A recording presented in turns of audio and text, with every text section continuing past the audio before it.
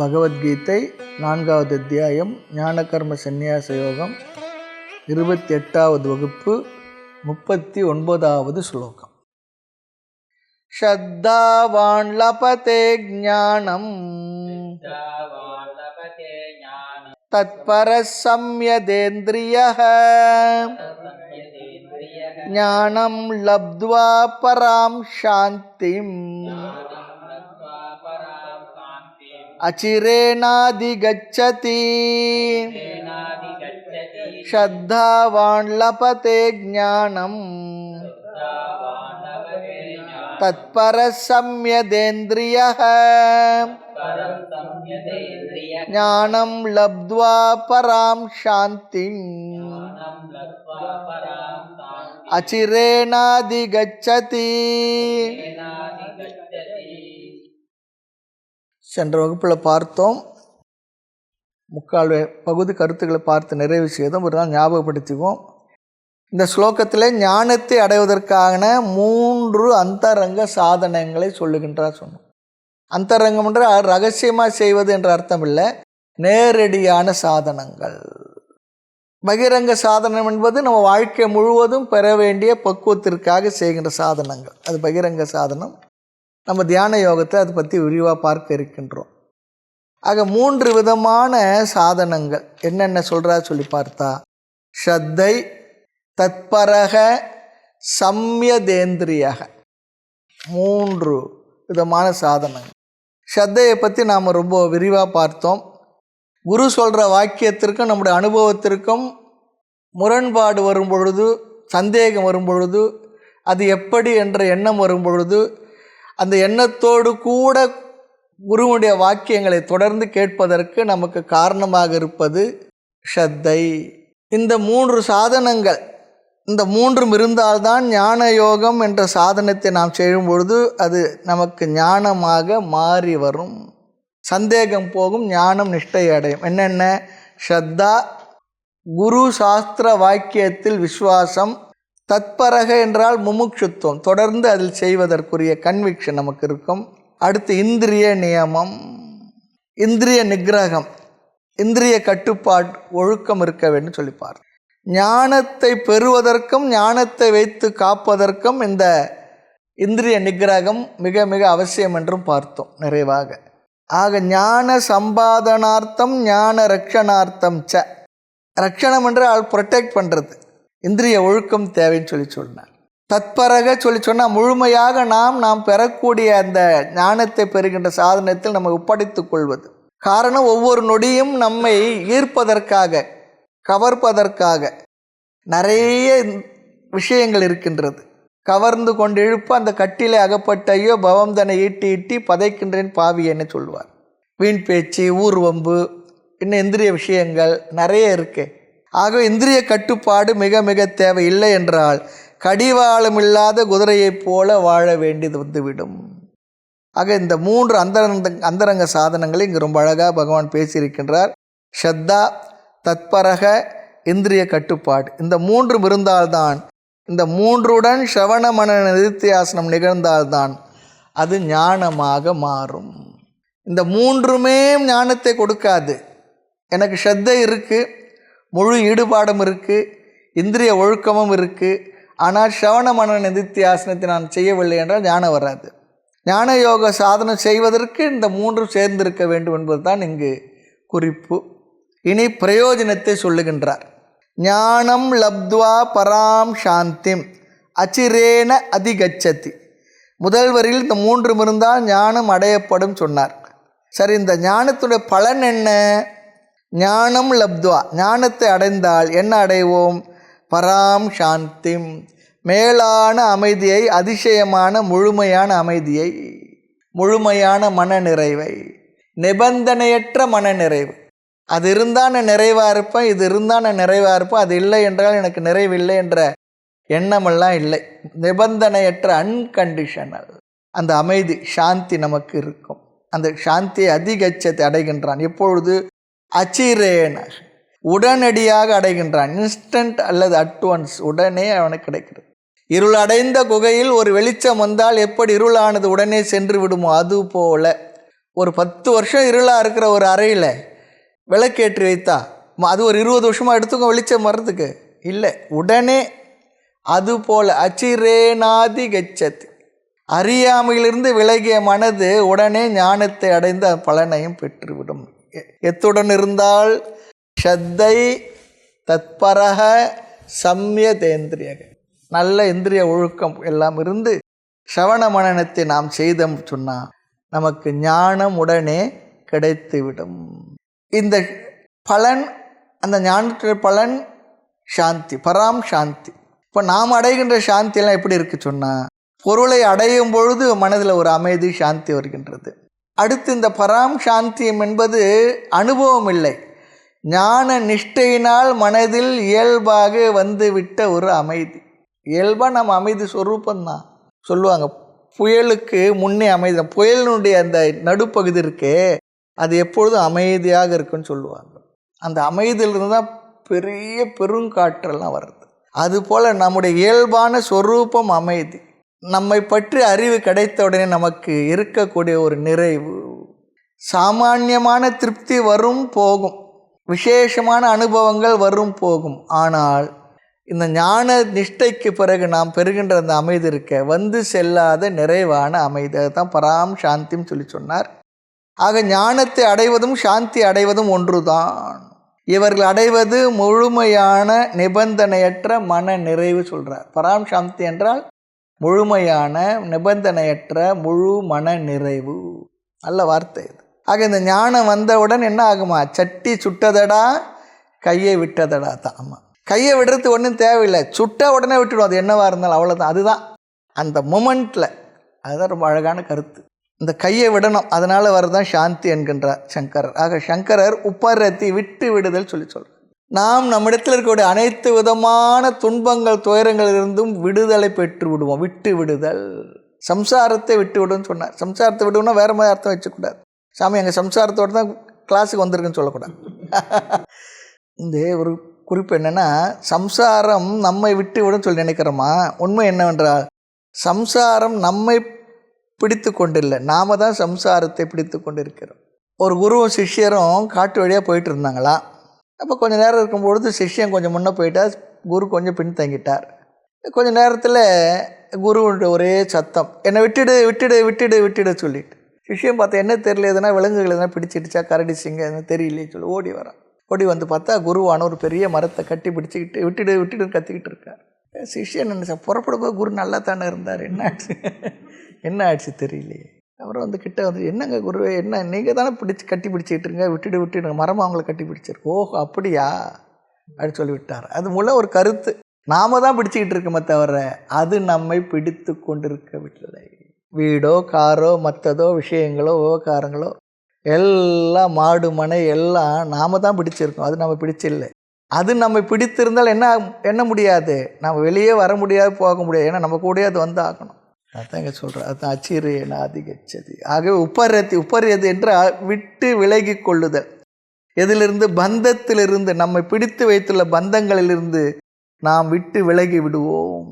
உண்மையில் நாம் தான் அதை பிடித்து கொண்டுள்ளோம், அதை நாம் விட்டு விடுவோம்னு சொல்கிறோம். அதுதான் பராம் சாந்தி என்ற வார்த்தைக்கு நல்ல ஒரு அர்த்தம். சம்சாரத்தை நாம் விட்டு விடுவோம். ஞானம் லப்துவா, ஞானத்தை அடைந்தவுடன், எப்பொழுது, அச்சிரேன உடனுக்குடன், சிறிது கூட இடைவெளியின்றி ஒருவன் மோட்சத்தை மனநிறைவை அடைகின்றான். ஆக ஞானம் என்றால் என்ன என்று இங்கு சொன்னார். அதற்கு பல சாதனங்களை சொன்னார். பிராணாயாமம் முதலிய 12 யஜ்ஞங்களை கூறினார். அத்தனையையும் பகிரங்க சாதனையாக நாம் புரிந்து கொண்டு நேரடியாக மோட்சத்தை கொடுப்பது சாஸ்திரம் என்ற பிரமாணத்தை கேட்டல், சிந்தித்தல், தியானித்தல். இந்த மூன்றும் சேர்ந்து ஞானயோக சாதனம்.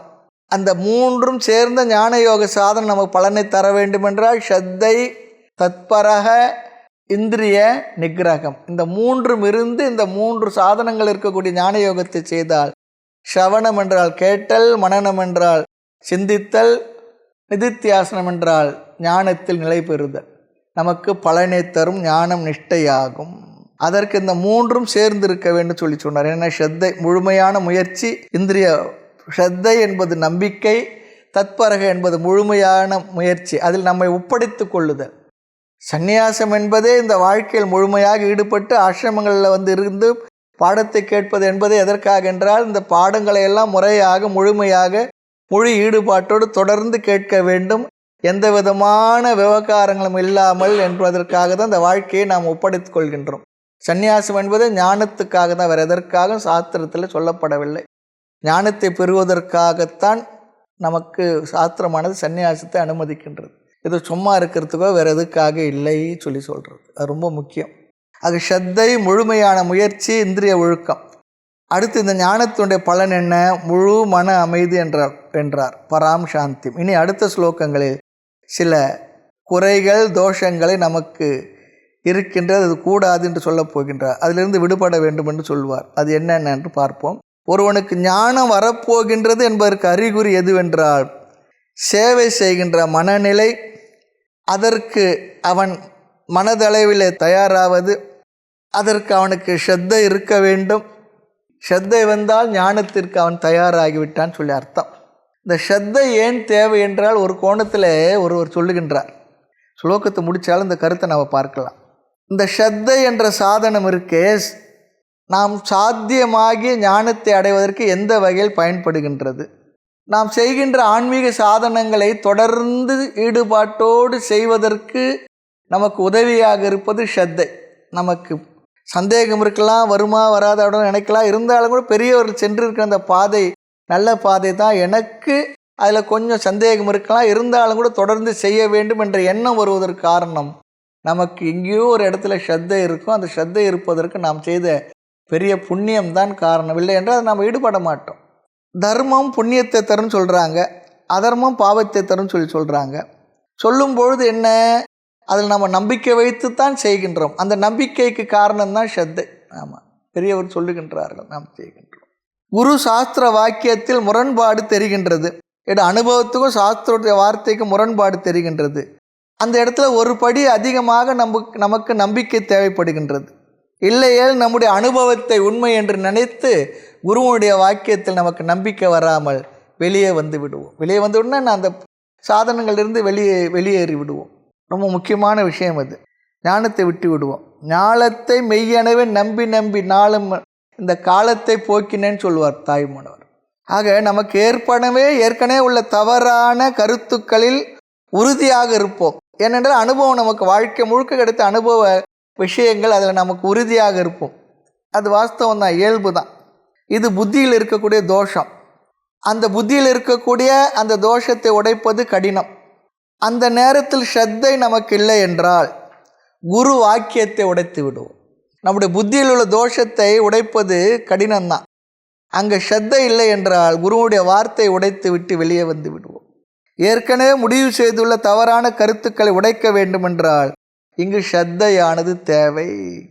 இரும்பு திரையை உடைப்பது போல இந்த ஸ்ரத்தை இல்லாதவன் அதில் நீடித்திருக்கவே முடியாது. அப்படி நம்பிக்கை இல்லாமலும் அதை தொடர்ந்து நாம் பின்பற்றி வந்தால் அந்த இடத்துல அதுக்கு பேர் தான் என்ன, ஸ்ரத்தை. எங்கோ செய்த ஒரு புண்ணியம் தொடர்ந்து கேட்க வைத்து பெரியவங்க சொல்லுவாங்க, உனக்கு விருப்பம் இருக்கே இல்லையோ, உனக்கு நம்பிக்கை இருக்கே இல்லையோ, நான் சொல்கிறேன் செய்யின்னு சொல்லுவாங்க. சரி, அவர் சொல்கிறார், நான் செய்கிறேன், அதுக்கு பேர் தான் ஸ்ரத்தை. ஐயா, நீ சொன்ன ஒரு வார்த்தையினை மலை இலக்கென நம்பினேன் கண்டு அருள்வாயே, இப்படிலாம் சொல்கிறாங்க பாருங்க. ஆக ஸ்ரத்தை என வாழும் உதவி பந்தமர மெய்ஞான தீரமும் தந்து என்னை பாதுகாத்து அருள் செய்குவா என்று சொல்லுவார். ஆக ஸ்ரத்தைக்கு தடை எதுவாக இருக்கின்றால் நம்முடைய மனதில் உள்ள சித்த அசுத்தி, மன தூய்மையின்மை தான். நம்முடைய மனப்பக்குவத்திற்கு ஏற்பத்தான் ஸ்ரத்தை வரும். சில சமயம் தவறான இடத்தில் தவறானவர்களிடத்திலே தவறான கருத்தில் நமக்கு நம்பிக்கை வந்துவிடும்.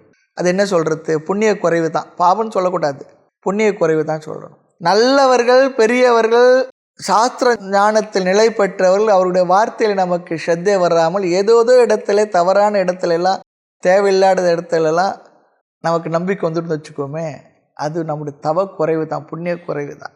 அப்படியே வந்துடும். ஆக சரியான இடத்துல நமக்கு ஸ்ரத்தை வரணும், வைக்க வேண்டும்.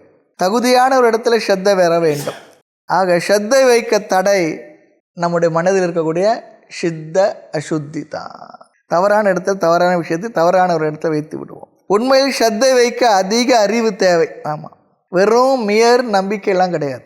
அதுக்கு ரொம்ப அறிவுபூர்வமாக நம்ம நினச்சி யோசித்தா தான் அதில் நமக்கு முழுமையான நம்பிக்கை வரும். அடுத்து ஸ்ரத்தையுடைய பலன் என்ன என்றால், நாம் செய்கின்ற சாதனங்களை தொடர்ந்து செய்வோம். வகுப்புக்கு வருவோம், சில இடம் புரியும், சில இடம் புரியாது.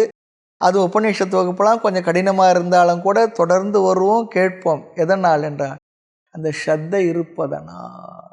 அதுக்கு காரணம் ஸ்ரத்தை தான், நமக்கு புரியணுமே. அடுத்து அந்த ஸ்ரத்தை என்ன பண்ணுன்னு சொல்லி சொன்னால், குருவிடத்தில் நமக்கு நம்பிக்கை வரும், அவர் சொல்கிற வார்த்தையில் நம்பிக்கை வரும்.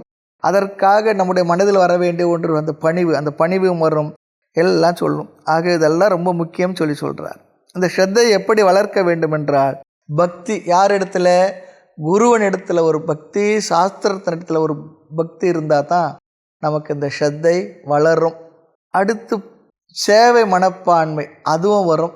அவர்களிடத்தில் பணிவு நமக்கு வரும். அப்படி குருவிடத்தில் நமக்கு ஒரு பணிவும் அவருக்கு சர்வீஸ் பண்ணுற மனநிலை வந்தால் குருவுக்கு என்ன ஆகுமா, நம்ம மீது சிஷ்யர்கள் மீது ஒரு கருணை வரும். குருவுக்கு அந்த கருணை மூலமாக நாம் நடந்து கொள்வது மூலமாக குரு ஒரு பொறுப்பை எடுத்துக்கொள்கின்றார். அவருக்கு ஒரு பொறுப்பு வந்துடும். அதுவே கருணையாக மாறி அவனை கைவிடாமல் எந்த அளவிற்கு அவனுக்கு வழிகாட்ட வேண்டுமோ சாஸ்திரங்களை சொல்லி கொடுத்து தன்னை போலேயே அவனை நிறைவுபடுத்தி விடுவார். அந்த உபதேசத்தை அவருக்கு செய்ய வைக்கும். அதனால் அனைத்து தவறான கருத்தும் போகும். அதற்கு காரணம் குரு வாக்கியத்தில் அவன் வைத்த ஸ்ரத்தை. ஞானத்திற்கு முன்படி தான் ஸ்ரத்தை. ஸ்ரத்தை டு ஞானம், ஞானம் டு என்ன, நன்றி உணர்ச்சி. ஞானத்துக்கு முன்னே அவனுக்கு குருவிடத்தில் ஒரு நன்றி உணர்ச்சி வந்துடும், ஞானத்தை பெற்ற பிறகு, ஞான நிஷ்டைக்கு முன்னே. ஏனென்றால் நமக்கு இவ்வளோ தூரம் அமர்ந்து உட்கார்ந்து நமக்கு இவ்வளோலாம் மெனக்கெட்டு நமக்கு சொல்லி கொடுத்தாரு, மெனக்கெட்டு. அதுக்காக இதெல்லாம் ஸ்ரத்தையினால் கிடைக்கக்கூடிய பெரிய பெரிய பிரயோஜனங்கள். அடுத்து 40வது ஸ்லோகம். அக்னச்ச அஸ்ரத்ததானச்ச சம்சயாத்மா விநஷ்யதி ஞாயம் லோகோஸ்தி ந பரஹ ந சுகம் சம்சயாத்மனஹ அக்ஞச்ச அஸ்ரத்ததானச்ச சம்சயாத்மா விநஷ்யதி நாயம் லோகோஸ்தி ந பரஹ ந சுகம் சம்சயாத்மனஹ. ஸ்ரத்தை தத்பரக சம்யதிந்திரியக என்று இருக்க வேண்டிய 3 பண்புகளை 39வது ஸ்லோகத்திலே தேவ சம்பத்தாக, தெய்வ சம்பத்தாக சொன்னார். இந்த 40வது ஸ்லோகத்தில் இருக்கக்கூடாத 3 குணங்கள், ஆசூரி சம்பத், தெய்வாசுர சம்பத் விபாக யோகம், அதில் சொல்ல போகிறார். இருந்தாலும் இந்த இடத்துல இப்படி சொல்கிறார். நம்ம இடத்துல இருக்கக்கூடாத 3 விஷயங்கள். இதில் ஒரு விஷயம் என்னென்னா, நமக்கு இது இருந்தால் தவறில்லை, இருக்கும். ஆனால் அதை அப்படியே வச்சு காப்பாற்றக்கூடாது, போக்கிக் கொள்ள வேண்டும். அதுதான் இங்கே சொல்கிறார். அக்ஞக அஸ்ரத்ததானக சம்சயாத்மா 3 சொல்கிறார். அக்ஞக சொல்லி சொன்னால் அறியாமை, இக்னரன்ஸ், அறியாமை ஒரு தோஷம், அது இருக்கக்கூடாதுன்னு சொல்கிறார். அஸ்ரத்தை நம்பிக்கை இல்லாமை, சம்சயாத்மா சந்தேகப்படுகின்ற புத்தி, இந்த 3 இருக்கக்கூடாதுன்னு சொல்கிறார். இந்த 3 குணங்களுடன் இருப்பவன் என்ன ஆவான்? வினஷ்யதி நாசத்தை அடைவார்கள் சொல்லிட்டார். புருஷார்த்தத்தை மோட்சத்தை அடைய மாட்டார்கள் என்று சொல்லுகின்றார். இகபர உலக சுகம் அவர்களுக்கு இல்லை என்று கூறிவிடுகின்றார். இந்த உலக சுகமும் கூட அவர்களுக்கு இல்லை. எப்போ பார்த்தாலும் சந்தேகப்படுபவன், எல்லாத்துக்கும் சந்தேகப்படுபவன். ஹெல்த்தி டவுட் இருக்கலாம், ஆரோக்கியமான சில சந்தேகங்கள் இருக்கலாம். ஆனால் அதுவே எப்பொழுதுமே இந்த நோய் போல ஒரு சிலருக்கு இருக்கும். ஆமாம், எப்போ பார்த்தாலும் சந்தேகம், எதில் பார்த்தாலும் சந்தேகம். அதுதான் கூடாது சொல்கிறார். அதனால் என்ன ஆகுமா, ஞான பழத்திலிருந்து விழுந்து விடுவார்கள். நம்பினா தான் அது நமக்கு ஞானமாகிறது, இல்லை என்றால் எல்லாத்துலையும் ஒரு அவநம்பிக்கை. ஆக அறியாமை, ஸ்ரத்தை இல்லாதவன் சந்தேகப்படுவது, இந்த 3ஐயும் தோஷமாக பகவான் கூறுகின்றார். நம்முடைய வாழ்க்கை பயணமே இந்த 3 விதத்தில் தான் இருக்குமா. என்னென்ன?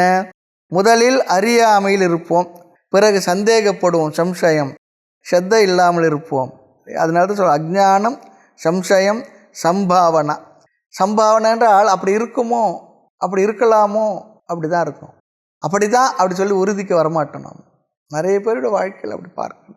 ஆக ஸ்ரத்தை, முதல்ல ஸ்ரத்தை உறுதிப்படுத்திக் கொள்வது, அதை தான் சொல்கிறார். அடுத்து சந்தேகமில்லை என்கின்ற சந்தேகமில்லாத ஞானம், பிறகு ஞான நிஷ்டை, இப்படி தான் வரணும் நமக்கு. ஆக முதல்ல ஆத்மாவை பற்றி அறியாமை நமக்கு இருக்கும். பிறகு ஆத்மாவை பற்றி யாராவது நமக்கு விளக்கி சொல்லும் பொழுது அப்படியும் இருக்குமோ இருக்கலாமோ அப்படி சொல்லி நினைப்போம். ஆத்மா என்று ஒரு இருக்கலாம்னு நினைக்கிறவர் யாருன்னா இருக்கலாமோ எப்போ அப்படி இருக்கலாமோன்னு நினைக்கிறதுக்கே காரணம் ஆத்மா இருக்கிறதுனால தான்பா. சாஸ்திரம் சொல்கிறது ஆமாம், அதனால் அது நித்தியமாக இருக்குன்னு சொல்கிறாங்க. அப்படி நினச்சி அறியாமையிலிருந்து வெளிப்படுவது, சம்சயத்திலிருந்து வெளிப்படுவது. ஆனால் அந்த சம்சயத்திலிருந்தும் கூட ஞானம் வராது. பொதுவாக அறியாமையிலிருந்து என்ன அடுத்து சந்தேகம், அந்த சந்தேகத்துக்கு அடுத்து ஒரு படி இருக்குது. என்ன? சம்பாவனா சொல்கிறது. என்ன? அப்படி இருக்கலாமோ, அந்த இருக்கலாமோன்னு சொல்லி நினச்சா அந்த இடத்துல 90% சத்தே இருக்குது, 10% சந்தேகம் இருக்குது. இருக்கலாமோ இல்லைன்னு சொல்லி முழுமையாக நம்ம நிராகரிக்கிறது இல்லை. இருக்கலாமோன்னு சொல்லி சொன்னால் அங்கே கொஞ்சம் சந்தேகம் தொக்கி கொண்டிருக்கின்றது. ஆக முதலில் இல்லை, இரண்டாவது இருக்கலாம் போல, சந்தேகத்திலிருந்து மூன்றாவது சம்பாவனா, பிறகு ஸ்ரத்தை. சந்தேகம் இல்லை, ஆனால் ஞானம் ஆகிவிட்டது. ஞானம் சொல்லிச்சுன்னா அந்த ஞானம் என்ற விஷயத்தை நித்தியம் சொல்லி சொல்கிறாங்க. பிறகு ஞான நிஷ்டை. ஆக முதல்ல அறியாமை, இரண்டாவது சந்தேகம், மூன்றாவது சம்பாவனா, நான்காவது நித்தியம். அல்ல நித்தியம்னா அந்த ஞானம் என்பது தான் இங்கே நித்தியம் சொல்கிறாங்க. ஆமாம், இருக்கும் என்று நம்புவது. பிறகு ஞான நிஷ்டை. மறுபடியும் சொல்கிறேன் கேளுங்க. முதல்ல அறியாமை, இரண்டாவது அறியாமை சென்று கேட்ட விஷயத்தில் சந்தேகம் விஷயத்தில் இன்னொரு படி இருக்குது. முழுமையான சந்தேகம் இல்லை, முழுமையான நம்பிக்கையும் இல்லை. 90% நம்பிக்கை, 10% சந்தேகம் இருக்குது. அது சம்பாவனா. நான்காவது நித்தியம் சொல்கிற ஒரு வார்த்தையை உபயோகப்படுத்துகிறாங்க. நித்தியம் சொல்லிச்சா ஞானம். அங்கே ஆமாம் இருக்கும், அதுதான் அப்படி சொல்லி நம்புவது, அல்லது அது அறிவாக மாறி விடுவது நித்தியம். அடுத்து ஐந்தாவது ஞான நிஷ்டை. ஆக அறியாமலிருந்து சந்தேகம், சம்சயம், சந்தேகத்திலிருந்து சம்பாவனா, இருக்கலாம் என்ற ஒரு எண்ணம், நம்பிக்கையும் இல்லை, நம்பாமலும் இருக்க முடியாத நிலை. நான்காவது ஆம் இருக்கும் என்று உறுதிப்படுத்தி கொள்வது நித்தியம். ஐந்தாவது உறுதிப்படுத்தி கொண்ட ஞானத்தில் நிலை பெறல். மறுபடியும் சொல்கிறோம் பாருங்க. அறியாமையில் இருப்பது, பிறகு சந்தேகம், அது சம்சயம், சந்தேகத்திலிருந்து சம்பாவனா என்றால் இந்த இடத்துல நம்ம இப்போ தான் முதல்ல பார்க்குறோம் பகவத்கீதையில், இருக்கலாம் என்ற முழு தெளிவும் நம்பிக்கையும் இல்லை, நம்பாமலும் இருக்க முடியாத ஒரு நிலை. இது எல்லார் மனநிலையும் வரக்கூடிய ஒன்று தான். அதுதான் சாஸ்திரம் தெளிவாக சொல்கிறது. அடுத்து நான்காவது ஆம் இருக்கும் என்று உறுதிப்படுத்தி கொள்வது நித்தியம். ஐந்தாவது உறுதிப்படுத்தி கொண்ட ஞானத்தில் நிலை பெறல். இப்படி இந்த படியில்தான் எப்பொழுதும் எல்லா ஞானமும் எல்லா மனிதர்களுக்கும் வந்து கொண்டிருக்கின்றது. ஆகவே பகவான் இங்கு அஞ்ஞானத்தை சொல்கின்றார். இங்கே இன்னொரு கருத்து, அறியாமையுடன் இருப்பது குற்றமில்லை, தோஷமில்லை, அறியாமையை நீக்க முயற்சி செய்யாததுதான் குற்றம் சொல்கிறாங்க. அறியாமையோடு இருப்பது குற்றமில்லை. எல்லாரும் பிறக்கும்பொழுது அறியாமையோடு தான் பிறக்கின்றோம். யார் ஞானத்தோடு பிறக்கிறோம்? ஒரு சில பெரிய மகாத்மாக்களை தவிர எல்லாருமே, எல்லா மனிதர்களும் பிறக்கும்பொழுது அறியாமல் தான் பிறக்கும்போது சிவ என்ற வாக்குடனே பிறந்த சிவவாக்கிய சித்தர் சொல்கிறாங்க. அதுபோல் சில பேர் இருக்கிறாங்க, எல்லாருமே வேறு மாதிரி அழுது குழந்தை பிறக்கும்போது அவர் மட்டும் சிவசிவான்னு பிறந்தாராம், அப்படி சொல்கிறாங்க. ஆக அஞ்ஞானத்துடன் பிறந்து இருக்கலாம், அஞ்ஞானத்துடன் தான் பிறந்துள்ளோம், ஆனால் அஞ்ஞானத்துடன் தொடர்ந்து இருக்கக்கூடாது. அதான் அவர் சொல்லுவார், அஞ்ஞானத்தோடு பிறந்து இருக்கிறோம், அஞ்ஞானத்தோடு செத்துடக்கூடாதுன்னு. அறிவை பெற்று பிறகு அது வாழ்க்கையோட பயணத்தை நிறைவு செய்து கொள். ஆக அறியாமை தொடர்ந்து வைத்து காப்பாற்றி கொண்டிருப்பது தவறு. நோய் இருப்பது சகஜம்தான், அதனுடன் அப்படியே அதை வைத்து இருப்பது தான் தவறு. அதை நாம் நீக்க வேண்டும். எதை? அறியாமை நீக்க வேண்டும். ஆக அஞ்ஞானத்தை வைத்துள்ளவன் மோட்சத்தை அடைய முடியாது. ஏனென்றால் அஞ்ஞானத்தை நீக்கணும் சொல்லி சொன்னால் என்ன செய்ய வேண்டும்? அறியாமை தானே மோட்சத்துக்கு தடை. அறிவு வரணும், அறிவு வந்தால் தானே மோட்சம் கிடைக்கும்.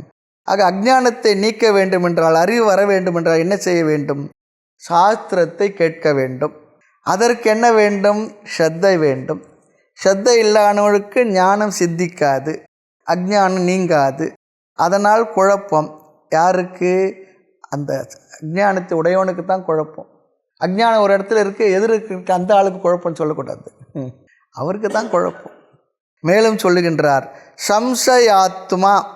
ஆத்மா என்றால் சொரூபம், சிலருக்கு சந்தேகமே இயல்பாக சொரூபமாக, இந்த சந்தேக பிராணி சொல்கிறாங்க பாருங்க, அப்படி. ஆமாம், சந்தேகத்தின் வடிவமாகவே இருப்பார்கள், எதையும் நம்ப மாட்டார்கள்.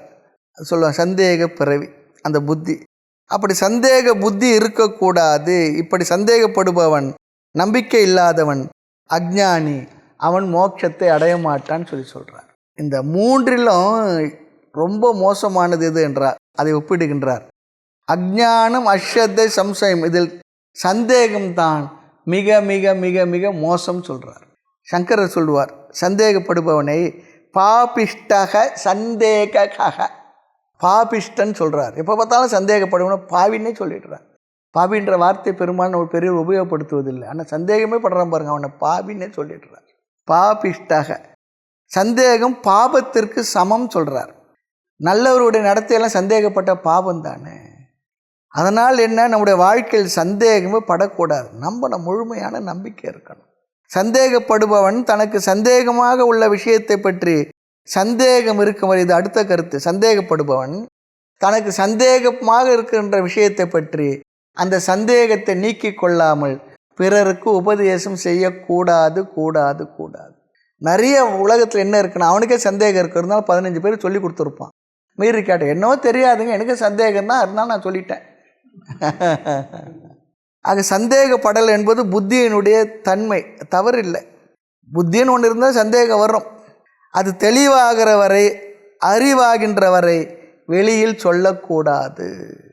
எப்பவும் சந்தேகம் சந்தேகம் என்கின்ற கடைசி வரை அதை வைத்திருப்பதும் கூடாது. அவனும் அழிந்து விடுவான்.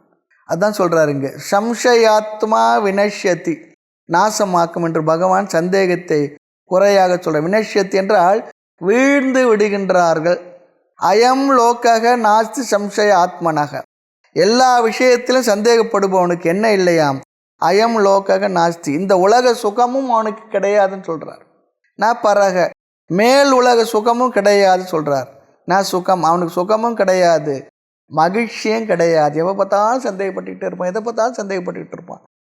எது நினைச்சாலும், எதை பார்க்குறது, எதை கேட்குறது, எதுவுமே நம்ப மாட்டான். இந்த சந்தேகப்பட்டுக்கிட்டே இருந்தால் நம்ம சாப்பிட கூட முடியாதுங்க. என்ன பண்ணியிருப்பாள், ஏது பண்ணியிருப்பாள், என்னதான் செய்யுதுன்னு. ஆக சந்தேகப்படுபவனுக்கு இந்த உலகமும் கிடையாது, மேல் உலகம் கிடையாது, அவனுக்கு சுகமும் இல்லை, மகிழ்ச்சியும் கிடையாது. அயம் லோகக நாஸ்தி, மனித உலகமே அவனுக்கு இல்லைன்றார். அடுத்த பிறவியில் அவனுக்கு மனித பிறவியே கிடைக்காதுன்றார். ரொம்ப தான் கடுமையாக சொல்கிறார். பர உலகத்திலாவது இவன் நன்றாக இருப்பானா என்றார். இல்லை, இருக்கிற வரையா நன்றாக இருப்பானா, அதுவும் இல்லைன்னு சொல்கிறார். சந்தேகம் என்ற ஒரு சரக்குன்றாங்க வர்றது. அவன் மட்டும் சுகமாக இல்லாததோடு அவனை சுற்றி இருப்பவர்களுக்கும் எவ்வளவு கஷ்டத்தை கொடுக்க வேண்டுமோ அவ்வளோ கஷ்டத்தை அவன் கொடுத்து விடுவான்னு சொல்கிறார். யார்? சம்சயாத்மா, சந்தேகப்படுபவன். இங்கே சந்தேகம் சொல்லி சொன்னால், ஷவனத்தை தொடர்ந்து மனனம் என்கின்ற சாதனம் சாஸ்திர விஷயங்கள் இருக்கக்கூடிய சந்தேகத்தை நீக்கும். அந்த சந்தேகத்தை இங்கே சொல்லலை, அது வேறு. ஆமாம், அந்த சந்தேகம் ஹெல்த்தி ஆட்டிடியூட், அது இருக்கணும் நமக்கு. அது அறிவில் ஏற்பட்ட அரிப்பினால் நமக்கு வரக்கூடிய சந்தேகம், அதை மனனத்தினால் நீக்கிக் கொள்கின்றோம். அது ஞானத்தினுடைய வளர்ச்சியை காட்டுவது. ஆகவே இங்கே சொல்கிற சந்தேகம் அது எதில் எடுத்தாலும் எல்லாம் அப்படி இருக்குமோன்றது. ஆக அந்த சந்தேக புத்தியை நீக்க வேண்டும். அதற்காக நம்பி ஏமாற வேண்டுமானா அப்படின்னு சொல்லலை. கவனமாக இருக்கக்கூடாது என்றும் பொருள் இல்லை. கவனமாக பிறரிடத்துல கவனமாக இருக்க வேண்டும் என்பது ஒரு வேல்யூ தான். கவனமாக இருத்தல் வேறு, எல்லாவற்றிலும் சந்தேகப்படுதல் வேறு. சில பேருக்கு சந்தேகப்படல் என்பது அவங்க கேரக்டராகவே இருக்கும். அது காரணம் என்ன தெரியுங்களா? பிறரை ஏமாற்றி தானும் பிறர் நம்ப மாட்டாங்க. அதுதான் காரணம். நம்பிக்கை என்பது ஒரு பெரிய சக்தி, அது பலம். ஆக எதற்கும் சந்தேகப்பட்டால் ஒருத்தர் சொல்ல, தெருவில் இறங்கி நடக்க கூட முடியாதுன்றார். அந்த ரோடை கிராஸ் பண்ண கூட முடியாது.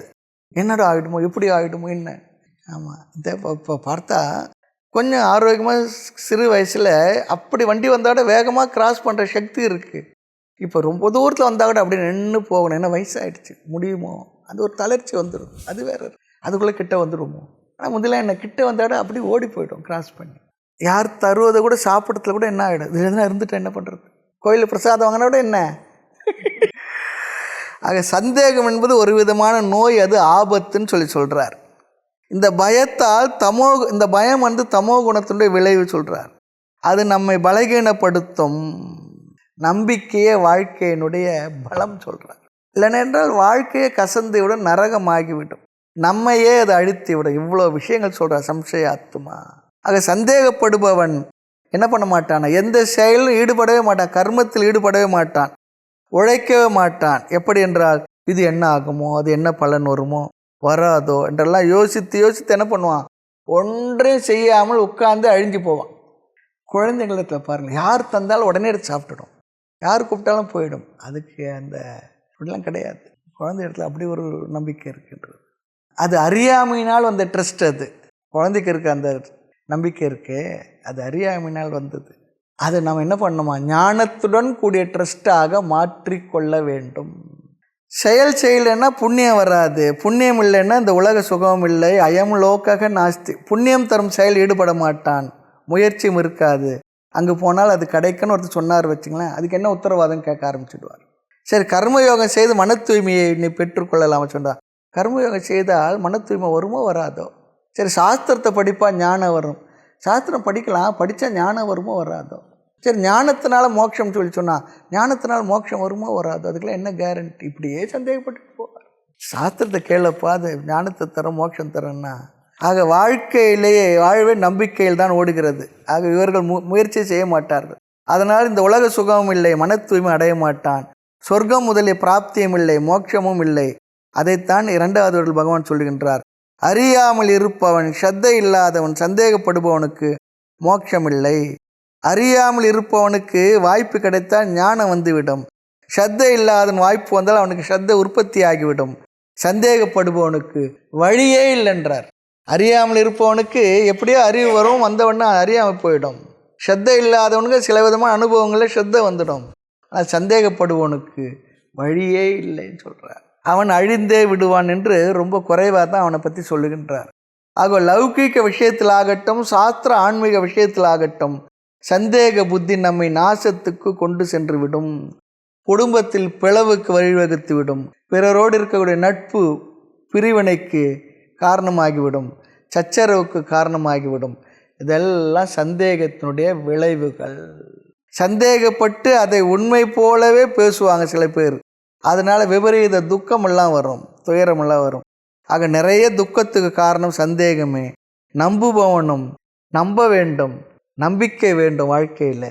அது தான் ரொம்ப வாழ்க்கையினுடைய சாரமாக வாழ்க்கையை சந்தோஷமாக வைத்திருக்கும். நம்பணும், சந்தேகப்படக்கூடாது என்கின்றார் இங்கு பகவான். அடுத்து 41வது ஸ்லோகம். யோக சந்நியஸ்த கர்மாணம் ஞான சம்சின்ன சம்சயம் ஆத்மவந்தம் ந கர்மாணி நிபத்னந்தி தனஞ்சய. யோக சந்நியஸ்த கர்மாணம் ஞான சம்சின்ன சம்சயம் ஆத்மவந்தம் ந கர்மாணி நிபத்னந்தி தனஞ்சய. இந்த ஸ்லோகத்தில் பகவான் ஞான நிஷ்டை அடைந்தவனை எந்த கர்மம் பந்தப்படுத்தாது என்று ஞான நிஷ்டையினுடைய பலனை சொல்லுகின்றார். ஆத்ம ஞான நிஷ்டையினுடைய பலனை சொல்லுகின்றார். அவனை எந்த கர்மமும் பந்தப்படுத்தாது. ஆக இந்த ஸ்லோகத்தில் இந்த கருத்துக்களை எல்லாம் இதுவரை பேசி வந்த கருத்தை எல்லாம் ஞான கர்ம சந்நியாச யோக கருத்துக்களை நிறைவுரை செய்கின்றார். அடுத்த ஸ்லோகத்தில் அர்ஜுனனுக்கு ஒரு அறிவை கொடுத்து இவ்வத்தியாயத்தை நிறைவு செய்ய போகின்றார். ஆகவே 41, 42 இந்த 2 ஸ்லோகங்களும் உபசம்ஹாரம், 4வது அத்தியாயத்தினுடைய முடிவுரை ஸ்லோகம். 3 அழகான அடைமொழி தருகின்றார், லட்சணத்தை தருகின்றார். யாருக்கு? ஞான கர்ம சந்நியாச யோகிக்கு. ஞானத்தினால் செயலை துறந்த சந்நியாசம் செய்தவனுடைய நிலையை கூறுகின்றார். ஞானத்தினால் என்றால் அறிவினால் சந்நியாசத்தை செய்தவர், ஃபிசிக்கலாக இல்லை, அறிவினால். ஞானத்தினால் செயலை துறந்த சந்நியாசம் செய்தவன் நிலையை கூறுகிறார். இப்படிப்பட்ட ஞான நிஷ்டனுக்கு எந்த கர்மம் ஒன்றும் செய்யாது. எப்படிப்பட்ட ஞான நிஷ்டன்? ஸ்லோகத்தை பார்க்கலாம். ஞானியை குறிக்கின்ற முதல் சொல் யோக சந்நியஸ்த கர்மாணம். ஸ்லோகத்தினுடைய முதல் பகுதி பாருங்கள். அடுத்த சொல்லும் ஞானியை குறிப்பது தான். ஞான சின்ன சம்சயம் கூட. அவன் யார் என்றால் யோகம், ஆத்ம தர்ஷனம் அல்லது பரமார்த்த தர்ஷனம் என்று இங்கு பொருள். இங்கே தர்ஷனம் என்றால் அறிதல் சொல்லி அர்த்தம். இப்போ கோயிலுக்கு போனால் தரிசனம் பண்ணிட்டீங்களான்னு சொல்லி கேட்குறாங்க பாருங்கள், அது விஷயம் வேறு. அங்கு சுவாமியே திருமேனே நன்கு கண் குளிர கண்டீர்களா என்ற அர்த்தம். இங்கு ஆத்மாவை அறிதல். இந்த ஆத்மாவை அறிதல் என்ற ஞானத்துக்கு பகவான் இங்கு யோகம் என்று சொல்லுகின்றார். யோக சந்நியஸ்த கர்மானம். பிரம்மத்தை அறிதல் என்ற பிரம்ம ஞானத்தினால், அந்த பிரம்மம் அழியாத பொருள் என்று அறிந்த அறிவினால், யோகேன பரமார்த்த தர்ஷனேன. பரமார்த்த தர்ஷனம் சொல்லி சொன்னால் எல்லாமே பிரம்மம் அல்லது ஆத்மா என்ற அறிவால் இவன் என்ன செய்து விட்டான்? கர்மம், கர்த்திருவ புத்தி சொல்லி அர்த்தம். நான் செய்கிறேன் என்ற பாவனையை, எண்ணத்தை அவன் துறந்து விட்டான். அது செய்கின்றான், ஆனால் நான் செய்கின்றேன், நான் செய்வோம் என்ற எண்ணத்தை விட்டு விட்டான். அதுதான் இங்கே கர்மம் என்ற வார்த்தைக்கு கர்த்திருவ புத்தி.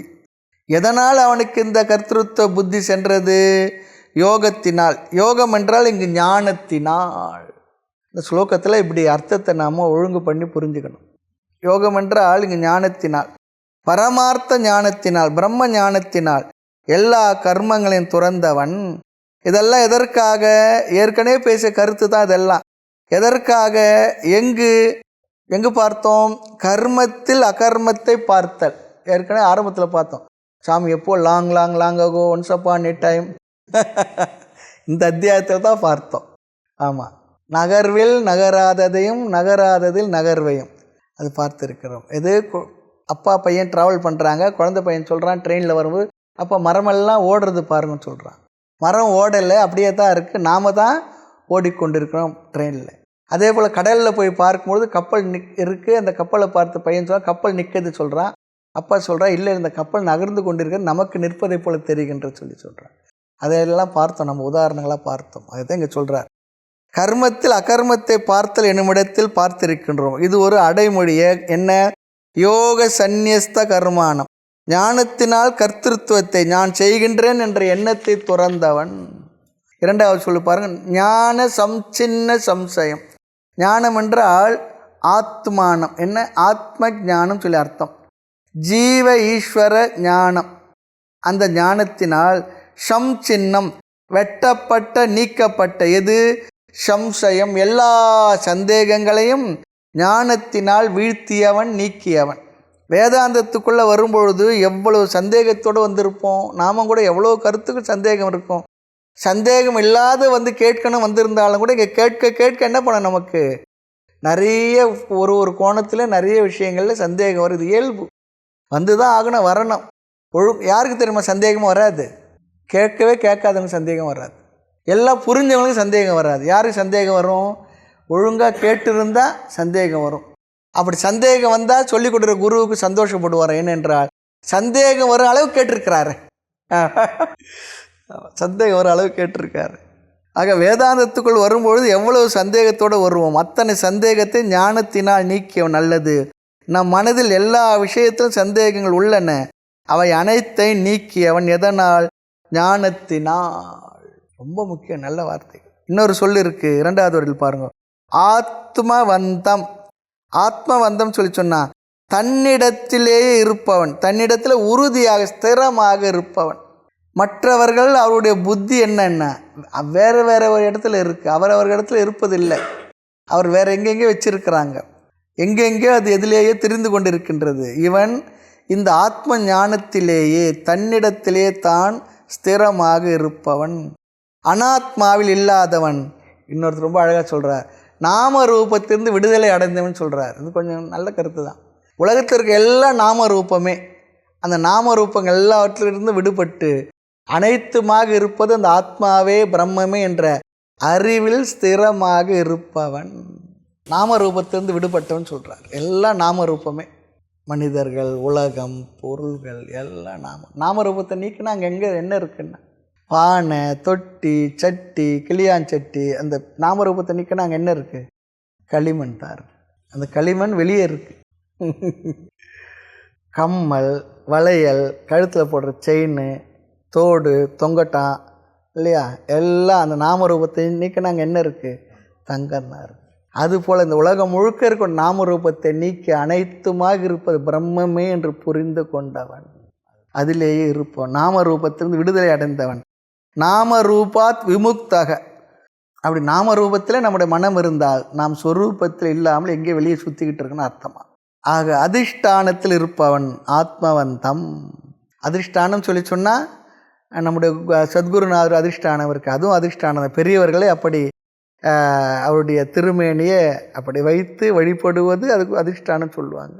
வைணவ சம்பிரதாயத்தை பிருந்தாவனம் சொல்லுவாங்க. அது ஒன்று. இங்கே அதிஷ்டானம் என்றால் ஆதாரத்தில் இருப்பவன், ஞானத்தினால் கர்மத்தை விட்டவன், ஞானத்தினால் சந்தேகத்தை அழித்தவன், எப்பொழுதும் சொரூபத்தில் இருப்பவனே. கர்மாணி ந நிபத்னந்தி. அவனை செயல்கள் கர்மங்கள் பந்தப்படுத்துவதில்லை. கர்மாணி ந நிபத்னந்தி. ந நிபத்னந்தி கர்மாணி. கர்மாணி என்றால் பாப புண்ணியங்கள் சொல்லி அர்த்தம். ந நிபத்னந்தி சொல்லி சொன்னால் பந்தப்படுத்துவதில்லை. அவனுடைய எந்த செயலும் அவனை பந்தப்படுத்துவதே இல்லை என்று சொல்லி யார் அட்ரஸ் பண்ணுறாருங்க பாருங்க. ஹே தனஞ்சய அர்ஜுனா, இங்கு உபதேசிக்கப்பட்ட ஞானத்தில் இருப்பவனை, ஞானியை கர்ம பந்தம் தொடுவதில்லை. தர்ம அதர்மங்கள், சுகதுக்கங்கள், புண்ணிய பாபங்கள் அவனை பாதிப்பதே இல்லை. ஆக இதனுடைய சாரம் என்ன? அவன் மோட்சத்தை அடைந்துள்ளான் என்பது தான் இங்கே சாரம். ஞான பலனை இந்த ஸ்லோகத்தில் சொன்ன பகவான் அர்ஜுனனுக்கு ஒரு அறிவுரையை அடுத்த ஸ்லோகத்தில் சொல்லி நிறைவு செய்ய போகின்றார் அத்தியாயத்தை. ஆக ஞானத்தினால் அனைத்து கர்மத்தையும் துறந்து அனைத்து சந்தேகங்களையும் போக்கி செல்ஃப் வேலிடேஷன் சொல்லுவாங்க, தன்னைத்தானே அங்கீகரித்து. இது ரொம்ப ஒரு முக்கியமான கருத்து. நமக்கு இருக்கக்கூடிய விஷயங்கள் யாராவது சொன்னால் நாம் கர்வமாக நினைக்காமல் ஆமாம் என்று நம்மை நாம அங்கீகரித்து கொள்ளுது. எனக்கு இந்த விஷயங்கள் தெரிகின்றது, எனக்கு ஆத்மாவை பற்றி அறிவு இருக்கின்றது. இந்த செல்ஃப் வேலிடேஷன் இருக்கணும் எல்லாருக்குமே, ரொம்ப முக்கியம். வெளியில் வேணால் ஏதோ ஒரு பணிவுக்காக அதுக்காக கர்வம் இல்லாத இருப்பதற்காக சொல்லலாம். ஆனால் அவர்களுக்கு அவர்கள் பெற்றுள்ள ஞானத்தில் ஒரு செல்ஃப் வேலிடேஷன் இருக்கணும். அது கர்வம் இல்லை, இது ஆணவம் இல்லை. இது ரொம்ப ஜாக்கிரதையாக புரிஞ்சுக்கணும். இங்கே ஆமாம் எனக்கு இருக்குது அப்படி இல்லை.